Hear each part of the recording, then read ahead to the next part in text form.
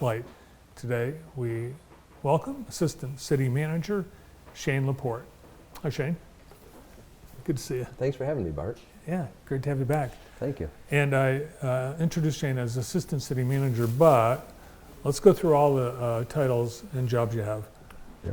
Okay. Assistant City Manager, Community Development Director, farmer, coach. I did get back into coaching at Western Wrestling High School coach. for wrestling. Uh-huh. Most importantly, I'm a husband, right? And a father. Right. So those are the most important jobs. Well, cool. Very busy guy. So, Assistant City Manager, you've got your fingers on a lot of things. One of the areas that I know you're heavily involved in is solving the housing problems that we have in the community. There's not enough, first of all.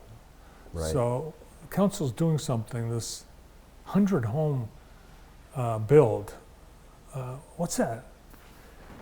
Well, if you go back, Bart, several years ago we took down about 850 structures in our city. Tore them down. Tore them down. And we created great building sites. My chief building official, Brian Taylor, I think he was really looking toward the future and what we could do with those lots.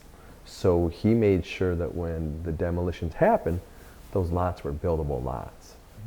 Now we're in a great situation to be able to rebuild using ARPA dollars to help finance some of that. Mm-hmm.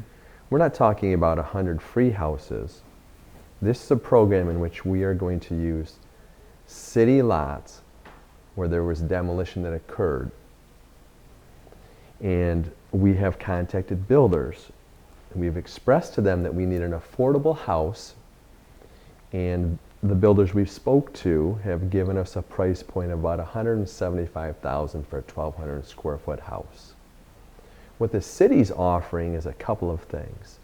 A down payment of assistance up to $25,000 for someone in the 60 to 80% median income bracket.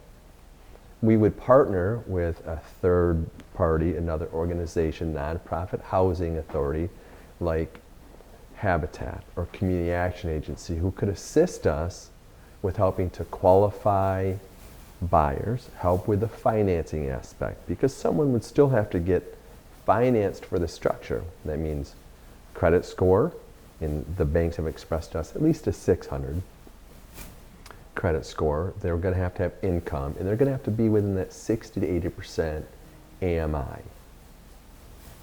The builders will then build a house in the lots that we designate, and then a person would go through all the traditional financing sources that are available out there.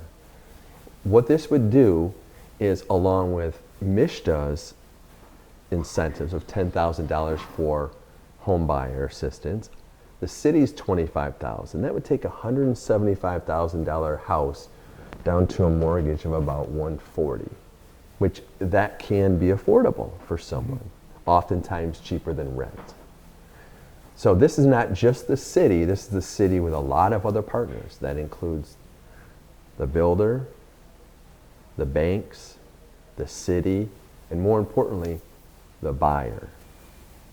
One of the incentives the city is offering to the builders is to ensure that we don't have a lead line leading to that structure, is the Department of Public Works will be performing a lead line replacement, so they don't have a lead line going to that structure. And also the city will assist with things like ensuring the sidewalks are in good shape, curb cuts for the driveways, and a street tree if someone would want one. So this will be a variety of builders creating 100 new homes. Yes. Throughout the city. We would put out an RFP, and we would put it out broadly, and builders could then tell us if they can meet that $175,000 build amount. And if they can't, they wouldn't be in the pool of builders. It sounds like, I don't know, who knows, but it sounds like that's a lot for a 1,200 square foot home. Not really. The price, get this, Bart, the prices are so expensive now to build. It's about $200 a square foot to build a home now. Yeah, I see it. And so that is one program. Yeah. Now you've got a developer that's going to build another group of homes. Yeah, Allen Edwin Homes, their most recent build in the city was a test build on Jackson Street at Prospect. It's a beautiful home. They have an option to buy 136 of the city's vacant lots. They're so extremely motivated. They love our community. They're so impressed with our park system. They really think that they are going to be able to hit a home run with providing housing at an affordable price. And they are going to take advantage in the builds of a payment in lieu of tax incentive that is provided by law. But what that payment in lieu of taxes does is allow the builder to build the structure and decrease the rent amount. All right, so you'll hear more about these programs coming up, but since this is the staff spotlight, a little bit more about Shane LaPorte. You mentioned some of the things you're involved in. The wrestling, that's been a long, you were a wrestler. I was. In high school. I was. And college. Just in high school. Just in high school. Yeah. And then you've been a coach ever since. Yeah. So I competed also in open tournaments. The last time I competed was an open tournament in Iowa where I took second place, open tournament out there. The wrestling capital of the world. Yeah, right. And it was awesome. Had a lot of fun doing it. I've been coaching since 1988 at many different levels. I left Lumen Christi about 8 years ago. I had gotten married, had kids, and was just going to get out of the sport, coaching at that level. But I maintained a club and continued teaching. And then I received a call from one of my old assistant coaches, Jerome Broman, who invited me to join him at Western. He was taking over the Western program. Greg Hoffman had it for many years. And before that, Jim Dooland. It's a great program. I'm very excited to be there. Scott Farley is an amazing athletic director. And they've just welcomed us with open arms out there. Nice. And you get in shape for wrestling by lifting cattle.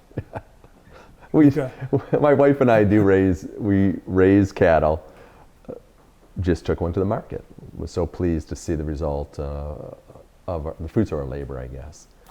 33 years at the Jackson Police Department, right? Well, I was 25 at Jackson, 8 at Napoleon. Oh, wow. So 33 years in law enforcement. There's only 24 hours in a day, though. So when I received the call from Jerome Broman to assist at Western, I had to give up something. And I had to give up my passion for law enforcement, serving the public in that capacity. So I did resign from Napoleon Police Department. I worked for Chief Pittman out there and Chief Curry, amazing chiefs, and was fortunate to serve that community for many years. Awesome. Well, I'm glad you didn't give up the kids. Yeah. Yes. Are they working on the farm yet? Eli is, my 14-year-old, Eli is, he does work. You know, there's certain stuff he has to do just because that's what kids do in a family. You know, you do your chores. And others, he gets to earn some extra money on the farm, along with my nephews. And they get to come out and they get to ride the four-wheelers and go do chores out in the pasture. Well, I appreciate you coming in today, Shane. I've known you for a long time, and I appreciate all you do for the community, for the city, and for the youth athletes. Thank you, Bart. I really appreciate that. You bet. It means a lot. It's the City of Jackson Staff Spotlight today with Assistant City Manager Shane LaPorte.